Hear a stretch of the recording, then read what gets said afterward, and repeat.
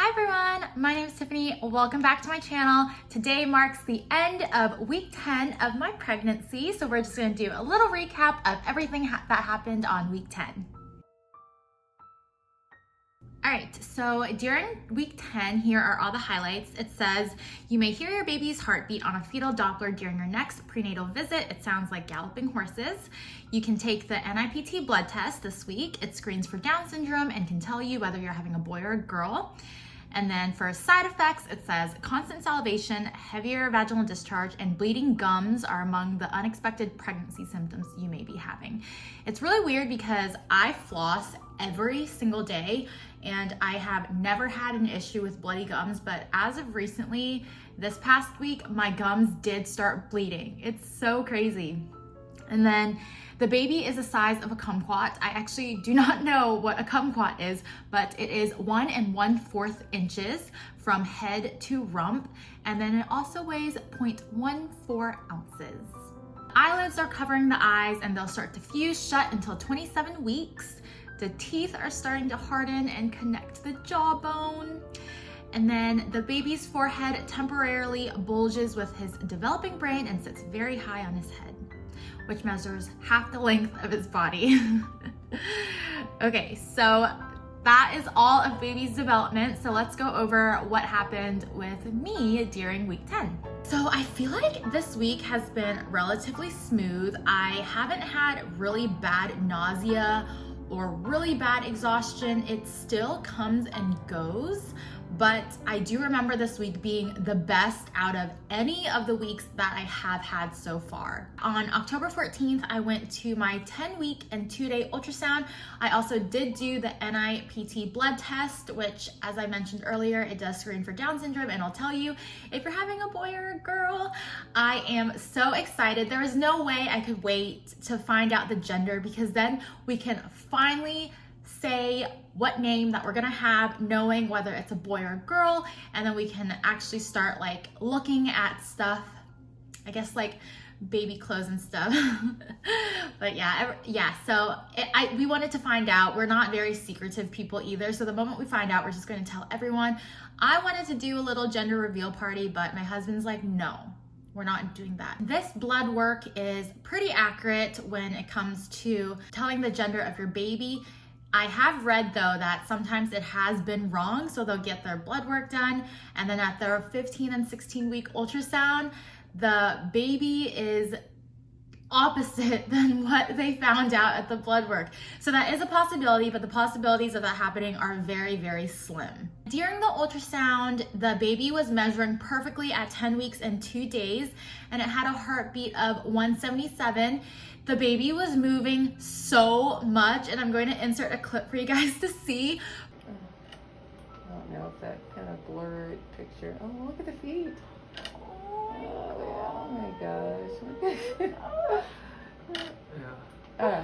But oh my goodness, just seeing the baby move that much at 10 weeks, I'm just like, this is just amazing. Like, it's honestly one of the coolest things ever to like even be able to grow a tiny little human inside me. My mind still hasn't completely grasped the fact that I do have a little baby inside me.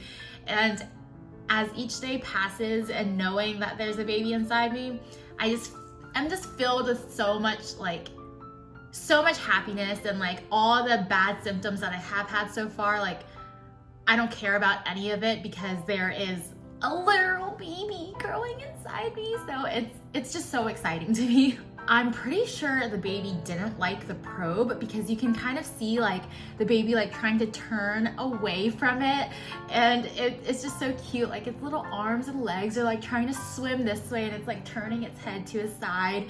So I have watched that video probably over 100 times because it just melts my heart so much. And then here are also the photos that we have of this week. So this is how big the baby currently looks. It has grown so much since I think week 7 and then week 8, and now this is week 10 and 2 days. It's so big. And then here is the picture that she captured with the baby just kind of trying to turn around. It's so cute. I love it. Yes. Little baby. So cute.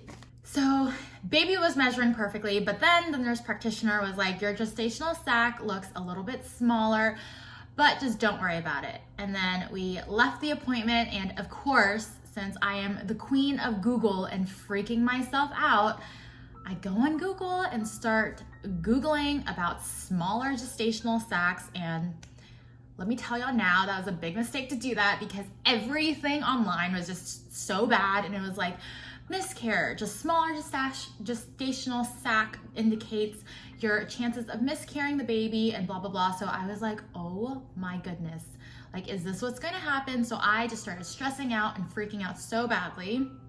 But I did call the doctor the next morning, and she said it was fine and it was normal for it to be like that because this is a 2D ultrasound.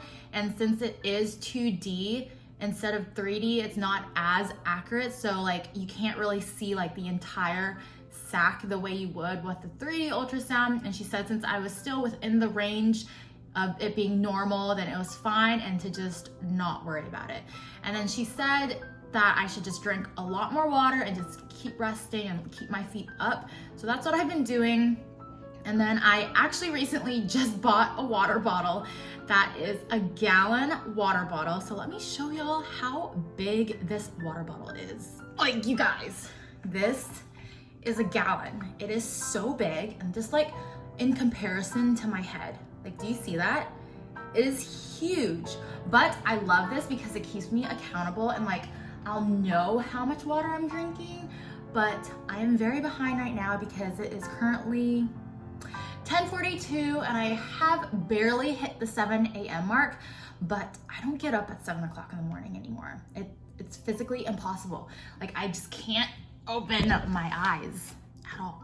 All of you moms out there, if you ever have anything that freaks you out, do not Google. Like, I'm telling you guys that now just from personal experience. You'd think you'd learn after Googling something and then like it being completely fine, but you just can't stop yourself from Googling. Just don't Google it and just call your doctor as soon as you can, and you'll just have some peace of mind because Google is literally your worst enemy. It will tell you only all the bad stuff and freak you out, and stress is not good for you or the baby. So just call your doctor and just stay off Google. I'm still trying to stay off Google because I have issues and I want to Google everything, but I'm trying not to because everything has always turned out fine, but like Google is just like easy access to answers, you know, but none of it is ever good. So just no Google. In the beginning and near the end of the week, I did have some light cramping. I've noticed that I always start to cramp near the beginning of the week or the end of the week, and that makes sense because that's just my uterus expanding. But then the cramps don't last for that long. It's just like a little like, and then it goes away. And then I know what growing pains are like now only because I've had those cramps like literally from like week 4 all the way up until now, and they always happen in the beginning or near the end of the week. I've also noticed that I'm starting to get round ligament pains. It's like near the side of your stomach. Like sometimes at night when I roll over, I'll get like a sharp shooting pain there, and then I'll just kind of have to like hold my belly and just like slowly turn over because those pains are like they like zap through you and you're like, ow, but it doesn't last for that long. They are slowly starting this week. So I think they're just going to keep coming now that everything's just growing down there. And then another super exciting thing, I don't know if this is too early, but I do think my baby bump is starting to show.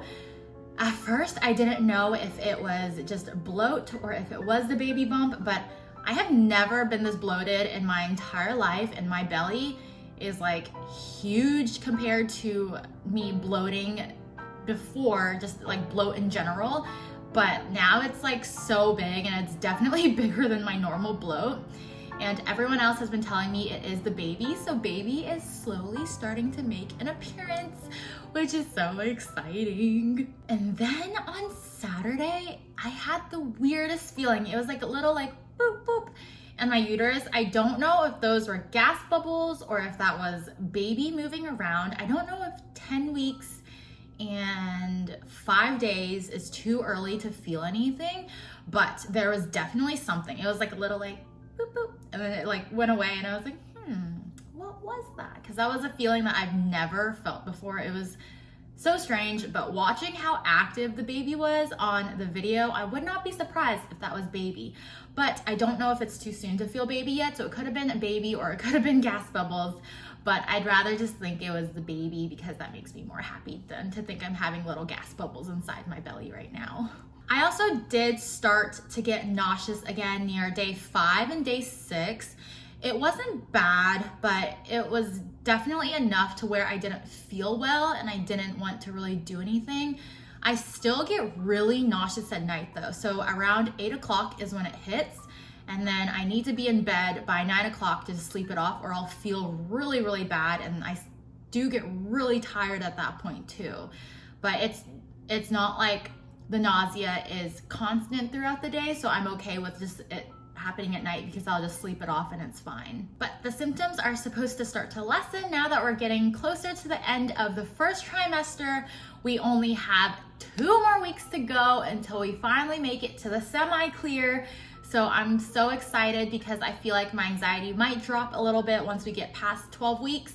But then again, I'm just an anxious person in general, so the anxiety might never go away. So we'll see. My anxiety has definitely gone down though ever since I first found out I was pregnant. So hopefully I can just try to keep my anxiety and stress at bay. But how are you moms doing out there that are around my little time frame as well? I would love to know in the comments, but I hope you guys like this video and I'll see you on my next one.